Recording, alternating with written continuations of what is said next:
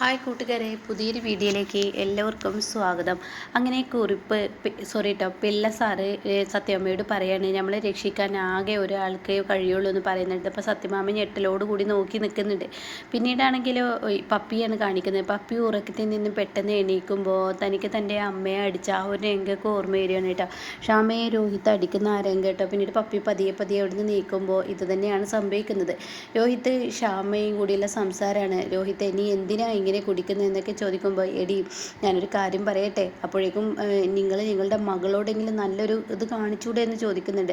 ആ സമയം അവൾ എൻ്റെ മകളില്ലാത്തത് കൊണ്ടാണ് ഞാൻ കാണിക്കാത്തത്. രോഹിത്തെ എങ്ങനെയൊന്നും പറയരുത്, ഒന്നില്ലെങ്കിൽ നിങ്ങളെ ആദ്യമായി അച്ഛന്ന് വിളിച്ചത് അവളല്ലേ എന്ന് ചോദിക്കുമ്പോൾ ഉടൻ തന്നെ പറയണേ, ഞാനൊരു കാര്യം പറയട്ടെ, അവളും എന്നെ ആദ്യമായി അച്ഛന്ന് മാത്രമല്ല വിളിച്ചിട്ടുള്ളത്, എനിക്ക് അവളിൽ മാത്രമല്ല കുഞ്ഞായിട്ടുള്ളത്, അവളെൻ്റെ കുഞ്ഞുമല്ല, എനിക്ക് വേറെ കുഞ്ഞുങ്ങൾ. രോഹിത്തെ ഇനി എനിക്ക് കുഞ്ഞുങ്ങൾ ഉണ്ടാവില്ലല്ലോ. അത് കേട്ടോടെ തന്നെ എനിക്കല്ല കുഴപ്പം, നിനക്കാണ് കുഴപ്പം തന്നെ ചിന്തിക്കണം, എനിക്ക് ഇനിയും കുഞ്ഞുങ്ങളുണ്ടാവും എന്ന് പറയട്ടോ. ഇത് കേൾക്കുന്ന ക്ഷാമ പഴയ കാര്യങ്ങൾ ഇങ്ങനെ ആലോചിക്കുക, ഡോക്ടർ പറഞ്ഞ ആ സത്യത്തെക്കുറിച്ച്. അപ്പോൾ ക്ഷമയുടെ ഉള്ളു വേദനയാവണം. അപ്പോഴേക്കും പപ്പി അവിടെ നിന്ന് കേൾക്കുന്നുണ്ട് കേട്ടോ. പപ്പിയാണെങ്കിൽ ഇവരുടെ സംസാരമൊക്കെ കേൾക്കുകയാണ്. അങ്ങനെ രോഹിത്ത് പറയണേ, എടി ഞാൻ അങ്ങ് ഓർഡർ ഇടും, അതിനനുസരിച്ച് നീ അങ്ങ് ജീവിച്ചാൽ മതി. അത് കേട്ടോടെ തന്നെ അവിടെ പറയണേ, എന്താണ് ഞാൻ ചെയ്യേണ്ടതെന്ന് ചോദിക്കുമ്പോൾ തീർച്ചയായും ഞാൻ അങ്ങ് പറയും, അത് നീ അങ്ങ് കേട്ടാൽ മതി. കാരണം നീ ഇപ്പോൾ ഇനി നാളെ ഇവിടെ ഒരു ഫുഡ് കോമ്പറ്റീഷൻ നടക്കുന്നുണ്ടല്ലോ. ആ ഉണ്ട്, അതിനെന്ത് വേണം, നിൻ്റെ അമ്മയും ശാരദാമ്മയും അതുപോലെ സത്യാമ്മയും ഒക്കെ ആ ഫുഡ് കോമ്പറ്റീഷൻ പോകുന്നുണ്ടെന്നാണ് കേട്ടത്. നിൻ്റെ അമ്മക്കാണെങ്കിലോ നല്ല കൈപ്പുണ്യമുള്ളവരാണ് ശാരദാമ്മ, എന്നാൽ ആ കൈപ്പുണ്യം നിനക്കും കിട്ടിയിട്ടുണ്ട്. അതുകൊണ്ട് തന്നെ നീ ഞാൻ പറയുന്നത് പോലെ ചെയ്യണം. എന്താ ഞാൻ ചെയ്യേണ്ടത്? നീ സുസ്മിതക്കൊപ്പം നാളെ ഫുഡ് കോമ്പറ്റീഷന് പോകണം. ഞാനോ? എന്നെ കൊണ്ടൊന്നും പറ്റില്ല, അവൾക്ക് ഫുഡ് കോമ്പറ്റീഷന് ഞാൻ പോവേ. തീർച്ചയായും നീ പോയിട്ട് ഫസ്റ്റ് മത്സരം നീ തന്നെ വാങ്ങണം, ആ ട്രോഫിയും 10 ലക്ഷം നീ വാങ്ങണം. അപ്പോൾ അത് കേട്ടോടെ തന്നെ ക്ഷമ പറയണേ, എന്നെ കൊണ്ടൊന്നും പറ്റില്ല, പറ്റാത്ത കാര്യങ്ങൾ നീ എന്നിൽ അടിച്ചേൽപ്പിക്കാൻ നോക്കണ്ട എന്ന് പറഞ്ഞ ഉടൻ തന്നെ പറയാണ്, ഞാനങ്ങ് പറയും, നീ അങ്ങ് കേൾക്കണം. ഇത് സുസ്മിതയുടെ വീടാണ്. സുസ്മിതയുടെ വീട്ടിൽ നിൽക്കുമ്പോൾ പലതും കേൾക്കേണ്ടി വരും.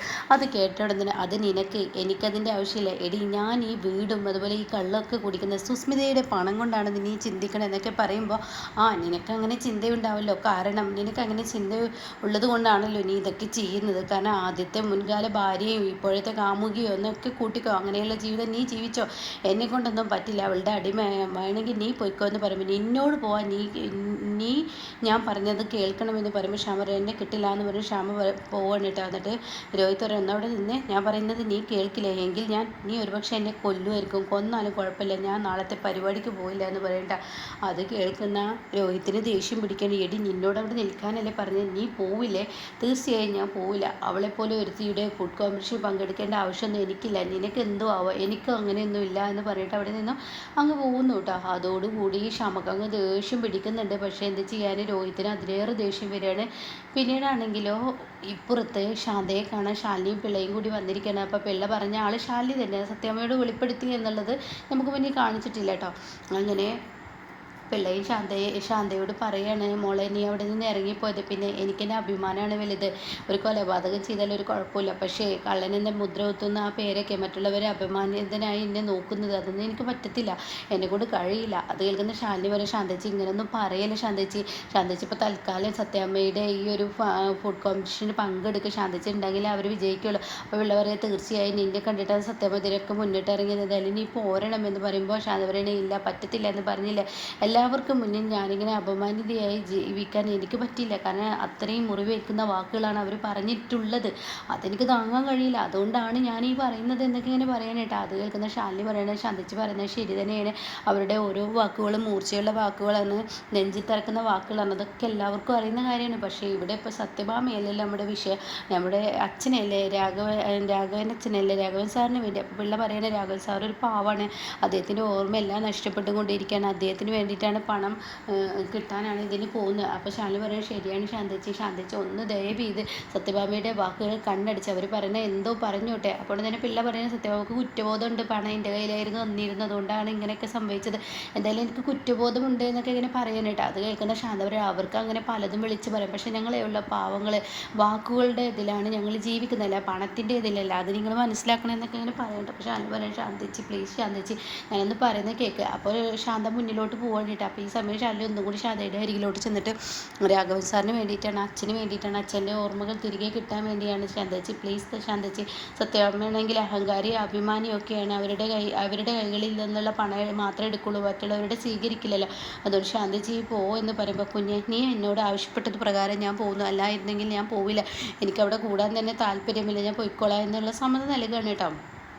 പിന്നീട് ശ്യാമയാണ് കാണിക്കുന്നത്. പിറ്റേ ദിവസം രാവിലെയായി. ശ്യാമ എങ്ങനെ നോക്കിയിട്ട് തന്നെ കുഞ്ഞിനെ കാണാനില്ല. പപ്പി പപ്പി എന്ന് പറഞ്ഞ് അലറി വിളിക്കുകയാണ്. അപ്പോൾ രോഹിത്ത് പറയുകയാണ്, പപ്പി എവിടെയും പോയിട്ടില്ല, എവിടെയുണ്ട്? എന്നിട്ട് എൻ്റെ മോൾ എവിടെ? നിൻ്റെ മോള് കൺമുന്നിൽ വരും സമയമാകുമ്പോൾ. എന്താ രോഹിത്ത് നീ പറയുന്നത്? അപ്പോഴേക്കും സുസ്മിത എത്തിയിട്ടോ. ആടി സമയമാകുമ്പോൾ. അത് കേട്ട ഉടനെ രോഹിത്തെ, എൻ്റെ കുഞ്ഞെവിടെ? നീ പറ എന്ന് പറഞ്ഞ ഉടനെ, അതെ സുസ്മിതയുടെ കൂടെ നീ കോമ്പറ്റീഷന് പോകണം. അത് കേട്ട ഉടനെ എന്നെക്കൊണ്ട് പറ്റത്തില്ല എന്ന് പറഞ്ഞ കാര്യം പറ്റത്തില്ല, എനിക്ക് കഴിയില്ല എന്ന് പറയണ്ട. എന്നാൽ നിൻ്റെ കുഞ്ഞിനെ കിട്ടില്ല. രോഹിത്ത് എൻ്റെ കുഞ്ഞെവിടെ എന്ന് ചോദിക്കുമ്പോൾ, അതാണ് ഞാൻ പറഞ്ഞത്, നീ ഫുഡ് കോമ്പറ്റീഷനിൽ പങ്കെടുത്ത് കഴിഞ്ഞാൽ തീർച്ചയായും നിൻ്റെ കുഞ്ഞ് നിൻ്റെ മുന്നിലുണ്ടാവും. ഫസ്റ്റ് നീ നേടിക്കഴിഞ്ഞാൽ വെറുതെ അങ്ങ് പങ്കെടുത്താൽ പോരാ. അപ്പോൾ അത് കേൾക്കുന്ന രോഹിത്തിനെ, എവിടെ? അതാണ് ഞാൻ പറഞ്ഞത്, കുഞ്ഞ് ഞങ്ങളുടെ കയ്യിൽ സേഫ് ആയിട്ടുണ്ട്. നീ സുസ്മിതൊക്കെ ഒപ്പം പോയാൽ മാത്രമാണ് നിൻ്റെ കുഞ്ഞിനെ നിനക്ക് തിരികെ കിട്ടുള്ളൂ. അതുകൊണ്ടാണ് നിന്നോട് ഇക്കാര്യം പറഞ്ഞതെന്ന് പറയട്ടോ. അത് കേൾക്കുന്നതിനോട് കൂടിയിട്ട് ശ്യാമ അതിനെ കുഞ്ഞിനൊന്നും കാണിക്കല്ലേ, അപ്പോൾ ഉടൻ തന്നെ കാണിക്കേണ്ടതെന്നുണ്ടെങ്കിൽ ആ ഒരു പരിപാടി ഫസ്റ്റ് പ്രൈസ് നീ നേടിയെടുക്കണം, ഇല്ല എങ്കിൽ ഉണ്ടല്ലോ എൻ്റെ സ്വഭാവം ശരിക്കും അറിയുമെന്നൊക്കെ ഇങ്ങനെ പറയുമ്പോൾ ശ്യാമ ശരിയെന്ന് പറഞ്ഞിട്ട് അതിന് പോവുകയാണ് കേട്ടോ. പിന്നീട് സുസ്മിതയാണ് കാണിക്കുന്നത്. സുസ്മിത ചന്ദ്രബോസിനെ വിളിച്ചിരിക്കുകയാണ്. അപ്പോൾ ചന്ദ്രബോസിനോട് കാര്യങ്ങളൊക്കെ ചോദിക്കുക, എന്തായി ചിറ്റപ്പ കാര്യങ്ങളൊക്കെ എന്ന് ചോദിക്കുക. അപ്പോൾ ചിറ്റപ്പ പറയണേ, എടി നീ ഒരു പച്ചക്കറി വെറുതെ വെട്ടിയിട്ടാൽ ഫസ്റ്റ് പ്രൈസ് നിനക്ക് തന്നെയായിരിക്കും, അതിൽ യാതൊരു സംശയമില്ല, നീ പേടിക്കേണ്ട എന്നൊക്കെ അങ്ങനെ പറയാം. ആണ് ചിറ്റപ്പ, എന്നാൽ ട്രോഫിയും 10 ലക്ഷം എനിക്ക് കിട്ടിയാൽ ഉറപ്പാണല്ലോ? ആ കിട്ടും, നീ പേടിക്കണം, അതെല്ലാം സെറ്റപ്പൊക്കെ ഞാൻ ചെയ്തിട്ടുണ്ട്. അപ്പോൾ ഉടൻ തന്നെ ചന്ദ്രബോസ് പറയുകയാണെങ്കിൽ, നീ ഒരു കാര്യം ചെയ്യുക, ട്രോഫി നീ എടുത്തോ, 10 ലക്ഷത്തിൻ്റെ കാര്യത്തിൽ എനിക്ക് എന്തെങ്കിലും ഒരു തീരുമാനം തരണം, കുറച്ചെങ്കിലും എനിക്ക് തരണം എന്നൊക്കെ പറയുമ്പോൾ സുസ്മിത പറയണേ, എൻ്റെ ചിറ്റപ്പ എന്തിനും എനിക്കൊപ്പം നിൽക്കുന്നതല്ലേ, ചിറ്റപ്പനെ അറിഞ്ഞും കൊണ്ട് ഞാൻ സഹായിക്കും, അറിഞ്ഞും കൊണ്ട് തന്നെ ചിറ്റപ്പനെ ഞാൻ തരുകയും ചെയ്യും. പക്ഷെ അറിഞ്ഞും കൊണ്ട് തന്നെ ഈ പരിപാടിക്ക് എനിക്ക് നല്ലൊരു ഇത് കിട്ടണം എന്നുള്ള ആവശ്യവും കൂടി പറയാനായിട്ടോ. അപ്പോൾ അതങ്ങനെ കേൾക്കുന്നതിനോട് കൂടി ശരിയെന്നുള്ള ആ വാക്കും പറയുന്നുണ്ട്. പിന്നീടാണെങ്കിലോ സുസ്മിത ഇതൊക്കെ പറയുമ്പോൾ ചന്ദ്രബോസ് നല്ല പ്രതീക്ഷയോട് കൂടി നിൽക്കുകയാണ്. പിന്നീട് നേരെ ഈ ഫംഗ്ഷൻ്റെ ഭാഗമാണ് കാണിക്കുന്നത്. വലിയ ഫംഗ്ഷനാണ്, നല്ല അടിപൊളി അലങ്കാരവും കാര്യങ്ങളൊക്കെയാണ് നടത്തിയിരിക്കുന്നത്. അപ്പോൾ അവിടെ സുസ്മിത എത്തിയിട്ടുണ്ട്, ശ്യാമ വന്നിട്ടുണ്ട്, അങ്ങനെ എല്ലാവരും കാണിക്കുന്നുണ്ട്. അതിനിടയ്ക്ക് ജഗദീപ് കയറി വരുന്നുണ്ട്. ജഗദീപ് എൻട്രൻസ് കാണുമ്പോൾ തന്നെ പറയുന്നുണ്ട്, നല്ല അടിപൊളി നല്ല സെറ്റപ്പാണല്ലോ എന്നൊക്കെ പറഞ്ഞിട്ട് ജഗദീപ് കയറി വരുന്നത്. അങ്ങനെ സുസ്മിതയുടെ അരികത്തോട്ട് ഞാൻ വന്നിട്ടുണ്ട് എന്നുള്ള മുഖം കാണിക്കുമ്പോൾ ജഗദീപിനെ ഇങ്ങനെ അടിമുടി തുറിച്ച് നോക്കുക വേണ്ടിയിട്ടാ, ഞാൻ വന്നത് ഇഷ്ടമായില്ലേ എന്നുള്ള ലെവലിൽ ഇങ്ങനെ ജഗദീപും തിരിച്ച് കാണിക്കുന്നുണ്ട്. അപ്പോഴാണ് അവിടെ നിൽക്കുന്ന അവതാരിക പറയുന്നത്, ഇവിടെ ലേഡീസിൻ്റെ ഒരു പരിപാടിയാണ് ഈ ഫുഡ് കോമ്പറ്റീഷന്, പാചകം എന്നൊരു കലയാണ്, അത് നിങ്ങൾക്ക് എന്താണ് അഭിപ്രായം, സ്ത്രീകളുടെ മനസ്സിൽ എങ്ങനെയാണ് എന്നൊക്കെ ഇങ്ങനെ ചോദിക്കുകയാണ് കേട്ടോ. അപ്പോൾ ഈ സമയം ജഗദീപ് എന്ത് ചെയ്യുന്നു, ചന്ദ്രബോസ് ഒരു സൈഡിലിരിക്കുന്നത്. അപ്പോൾ തൊട്ടരികിൽ ഇയാളെന്തിനാ ഇന്ന് കൂലിയൊന്നും ഇല്ലാതെ ഇവിടെ കൂത്തിയായി, ഇയാൾക്ക് ഇവിടെ നിൽക്കേണ്ട ആവശ്യം ഇങ്ങനെ സ്വയം പറയുന്നുണ്ട്. ആ സമയം ചന്ദ്രബോസ് അവിടെ ഇരിക്കുമ്പോൾ ജഗദീപ് തൊട്ടപ്പുറത്തിരിക്കും. അപ്പോൾ സുസ്മിതയ്ക്ക് സീറ്റില്ല. അപ്പോൾ സുസ്മിത അങ്ങനെ അടിമുടി ജഗദീപിനെ ഒരൊറ്റ നോട്ടം, ആ നോട്ടത്തോടു കൂടി ജഗദീപിനെല്ലാം മതിയായി കേട്ടോ. അങ്ങനെ ജഗദീപ് ആ നോട്ടം അങ്ങ് കാണുമ്പോൾ ജഗദീപ് പെട്ടെന്ന് കസരയിൽ നിന്ന് എണീറ്റിട്ട് ശ്യാമയുടെ അടുത്തോട്ട് പോവാം. പിന്നീട് സുസ്മിത കാലും വെച്ചിട്ട് ഇരിക്കുകയാണ്. പിന്നീട് ശാലിനിയാണ് കാണിക്കുന്നത്. ശാലിനിയും ശാരദാമ്മയും കൂടി ഒരു കാലിങ്ങനെ വരുന്ന സമയത്ത് പെട്ടെന്നൊരു ജീപ്പ് കാണാൻ മുന്നിൽ വന്ന് തടയുന്നു. അപ്പോൾ ശാലിനി എന്താ ഇത് എന്ന് ചോദിച്ചിട്ടിങ്ങനെ നിൽക്കുന്നുണ്ട് കേട്ടോ.